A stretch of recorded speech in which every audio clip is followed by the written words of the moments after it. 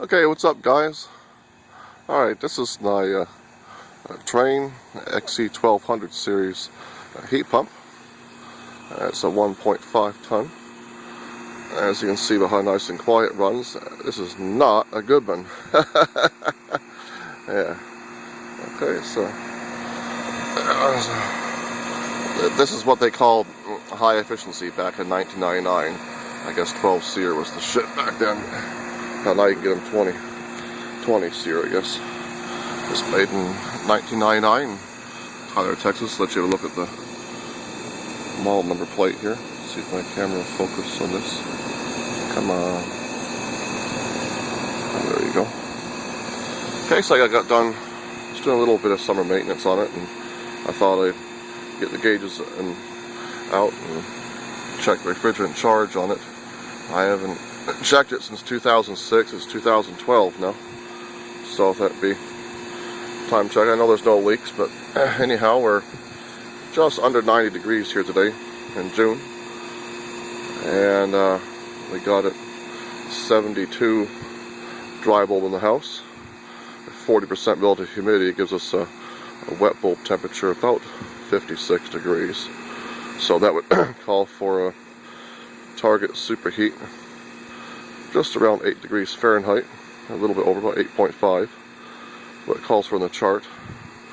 And the suction pressure is 72 psi, and that gives us saturated liquid temp. This is R22 unit, it's not 410A. 410A didn't really come out until around 95 or so. That gives us 38.6 degrees saturation temp, and the liquid line temp coming out of the air handler is 49.5, and at the king valve where you're supposed to measure it, you gotta measure it with the same place you take your pressure. It's about 52.5, gives us a superheat of 7.7. So technically it might be 1.1 degrees too much superheat, be slightly overcharged, but that could be because either perhaps the condenser coil might have a little bit of dirt on it, but cleaned out real good last year. I just had a look in here, it all looks really nice and clean. It's one of these famous spine fin coils. They can be hard to clean, but see, I don't have any trees around. It's in the neighbor's house. There's just some shrubs and bushes. So I got this house in 2004. I've only cleaned this once, so I did clean it and take all the panels off. There wasn't very much dirt on it at all. Just a little bit of cobwebs and stuff like that. So, alright, we'll go ahead and take a look at the air handler. It's also a Trane. Well, if I put a big old Goodman in here, I probably wouldn't have enough room to really get to the washing machine here. So, this is a little utility room here. Got a washer and dryer, floor drain, which is really handy. I've seen some utility rooms we got a water heater and wash machine, which these things tend to leak when they fail, and it's a good idea to have a nice floor drain in here. So here's a condensate pipe.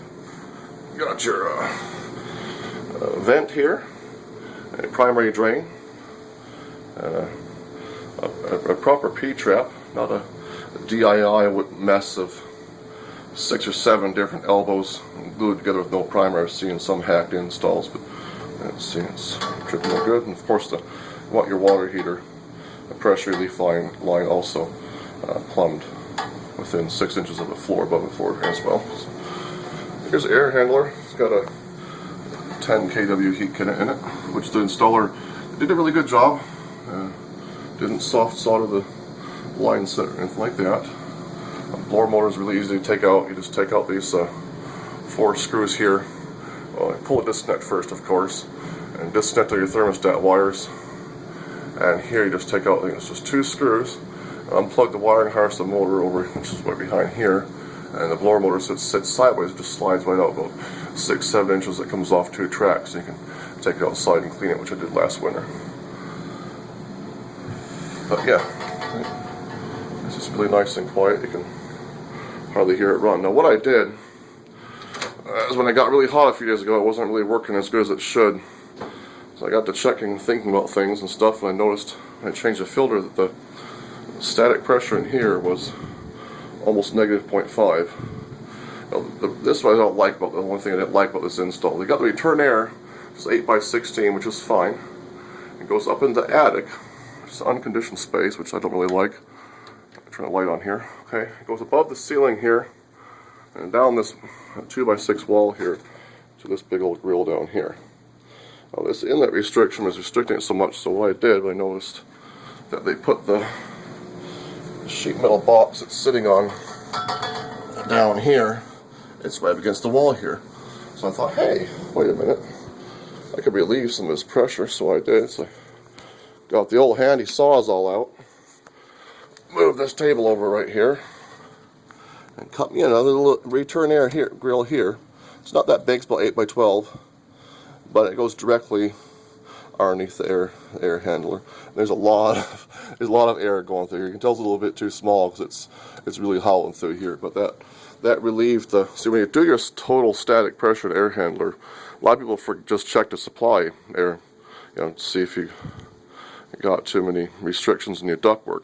That's not the true picture. You have to measure your negative static going into the air handler, and then add that to the supply side positive pressure. So say you have 0.6 inches of static pressure on your supply side, negative 0.5 on your supply side, return side like I did, that's 1.1 inches total static. And that's over the I believe just Trane air handlers rated at total static not to exceed 1.00 inches, or you don't get your 400 CFM per ton. And then you can try adjusting the charge all you want, but without proper airflow, you never get the charge right. It's like the saying goes. Remember, air conditioning starts with air. So before you go trying to adjust the charge and superheat and subcooling and all that nonsense, check your filters, clean the outside condensing unit, clean the coil in here.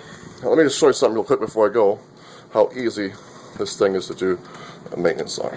Now, if you guys ever worked on Goodman air handlers, there's nothing wrong with them. I've put quite a few of them in as budget rental properties and stuff. But, there's a lot of screws, they're 5/16, and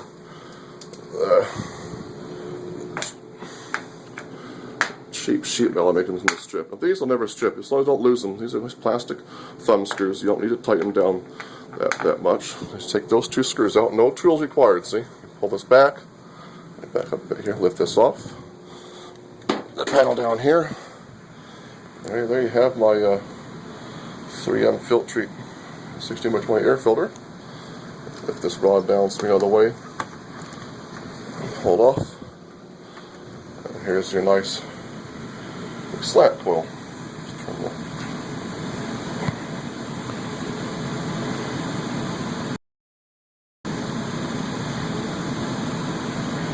Okay, so there's no A coil I'm going to reach here. It's just right here. That's what I love about it. There's no A coil like in the Goodmans. It's a big, thick slant coil here, and you can see the entire coil face is completely exposed. So you shut the thing off and vacuum up any dust bunnies here. Spray it down with some coil cleaner.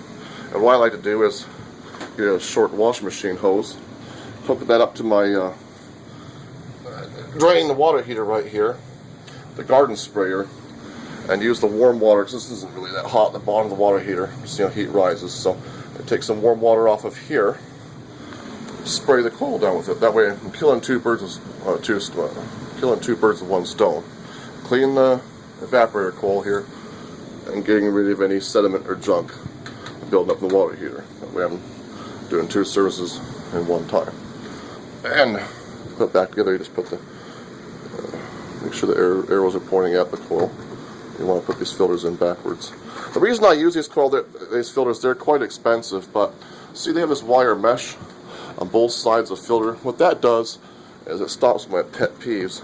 It stops the filter from getting sucked up onto the coil, like those cheap 30-day throwaway filters you can get at your big box retail stores for 99 cents. They're worthless piece of shit. What happens is they get a little tiniest bit of dirt on them, and they start to get clogged up and restricted. And then it gets sucked up against the coil, which wicks up the water and the moisture, and it turns into a big, wet, sopping mess. Which, of course, a wet air filter in a dark, damp, humid place like inside an air handler is a perfect recipe for growing mold. And mold loves paper. Paper is mold candy. Of course, those cheap throwaway filters, what they have around the edge, the thick, glorified cardboard, might as well just call it paper. So, well, there you have it.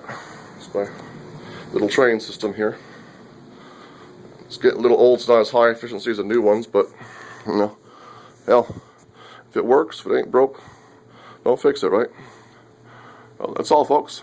You take care. Have a good one. Enjoy the rest of your summer.